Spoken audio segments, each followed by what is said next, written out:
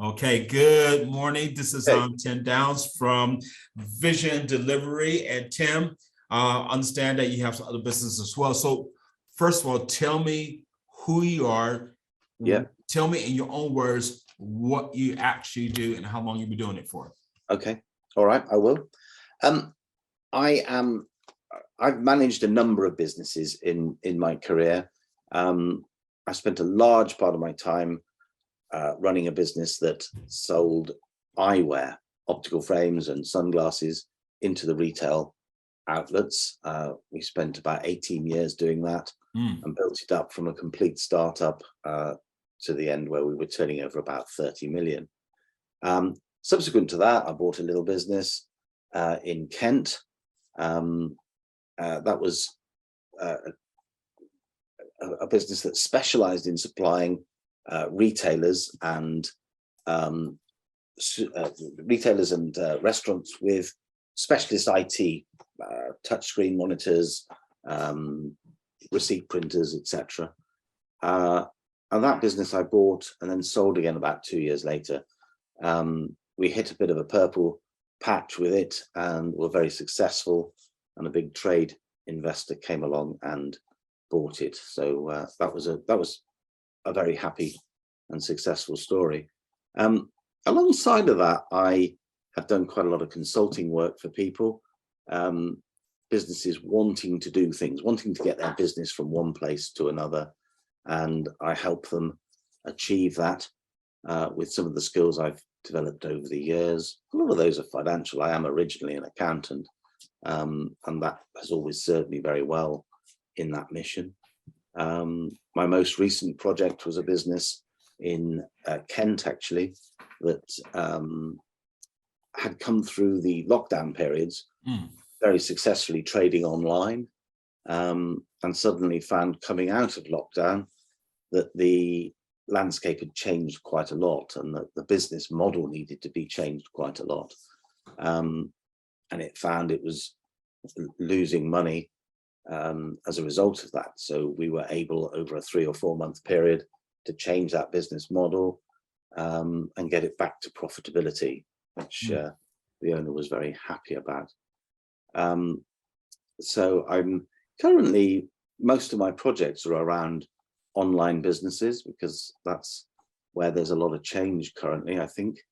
I have another one that is selling reading glasses online, and that is growing quite nicely. And we're looking to change that model a little bit there so that it can grow even faster.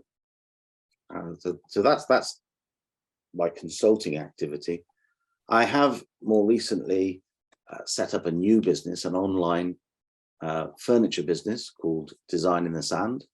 I'm just going through the process of making that work, ensuring that my Google activity is doing the best for it, and ensuring that some of my social media activity is working for it as well. So those are the things I get involved in.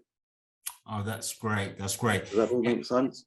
Yeah, but that's great. And you something that you said I struck a chord was you were saying how the online business is changing, is evolving as well. So what would you say has been your main challenges and issues that you may have occurred, in your journey as a business leader in both businesses there? More recently, you mean, with the online businesses? Yeah, I think consumer activity is changing, and I think we saw or have seen most recently that as we've come out of the lockdown periods, the consumer is now enjoying the freedom to be able to go out and shop. And certainly I know there's a lot of talk about the online traders in certain sectors being 30 or 40% down, which is causing them problems. Furniture particularly has never had a huge share of the online, the online suppliers have never had a huge share of the furniture business. People do, I think, like to go and see that and feel it and touch it. And that I think that the retailers online of furniture need to just be able to communicate the quality of their product much more effectively using photography and imagery, which Yeah. is what I'm currently working on, actually. Okay, great. And out of those challenges, what would you say is maybe your one or two actions that you have taken, or what has been your learnings from these challenges there? What's been your biggest learnings? Well, I think as ever,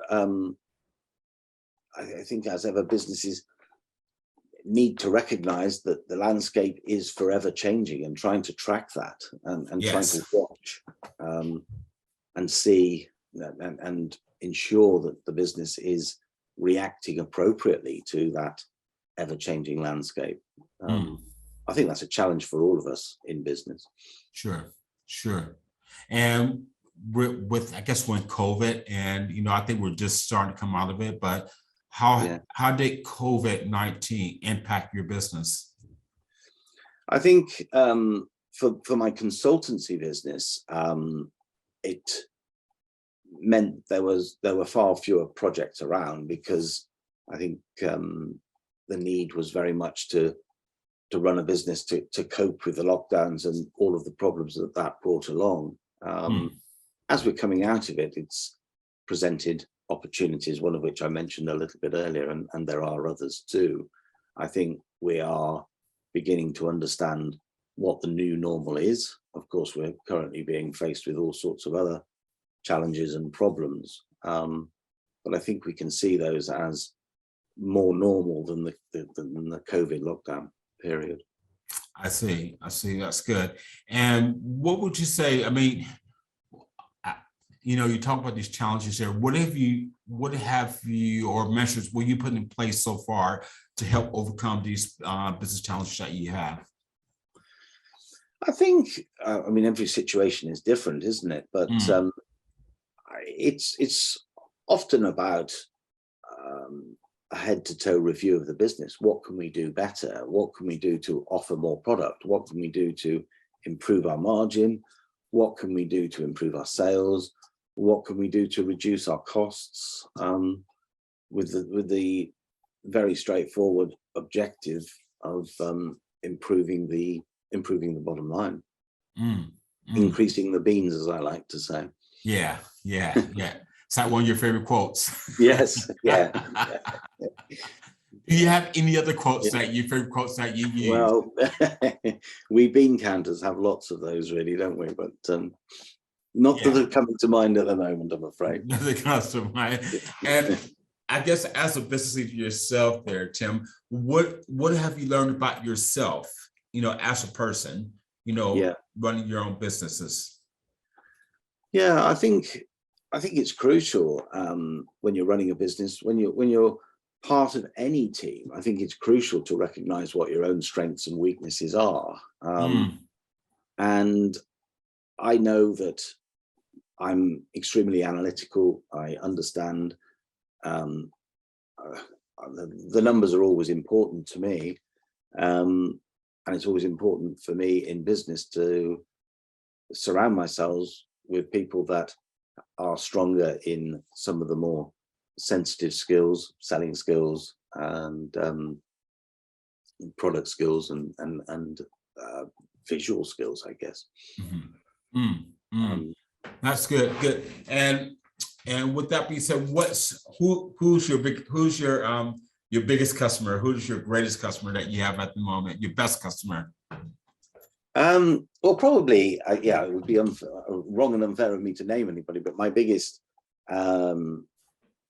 customer at the moment is the online business that I've been working with to change their fortunes in terms of profitability.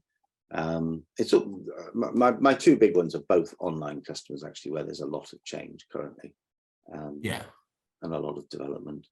Yeah, and how about your furniture business as well? I know you mentioned that as well, and so and how's the running of your furniture business? How's that going for you at the moment? Yeah, it's very, very early days, to be honest with you, Charles, and at the moment it's all about creating the website, getting the photography right, getting the imagery right, and getting the product right. So it's developmental.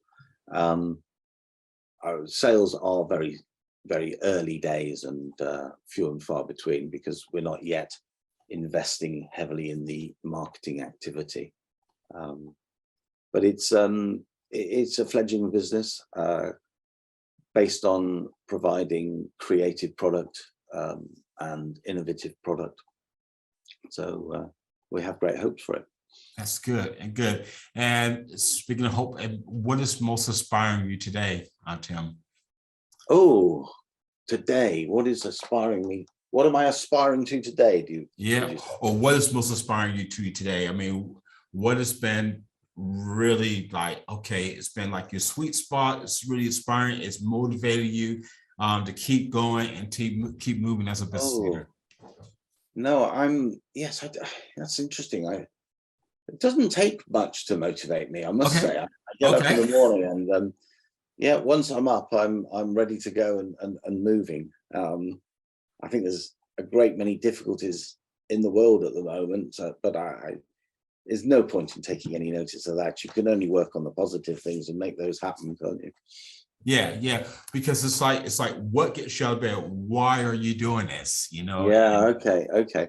Well, to be fair, I love business. I love people. I love working in teams, and I love working with people. And I think that's what motivates me always, is finding people I enjoy working with and getting on with it.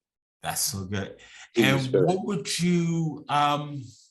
what advice would you give to, let's say, 18-year-old who wanted to start their own business? What advice would you give to them? Make sure it's something that you are passionate about and enjoy. Don't try just creating a business for the sake of creating a business. Look for what you enjoy and do something with that. That's good. That's good. And what would you say if you had to start all over again? What would you do differently if you had? Nothing at all. Nothing at all. There's no point in thinking about that. We are where we are, and if you change one little thing in your past, who knows where that would have led you to anyway. So no, nothing.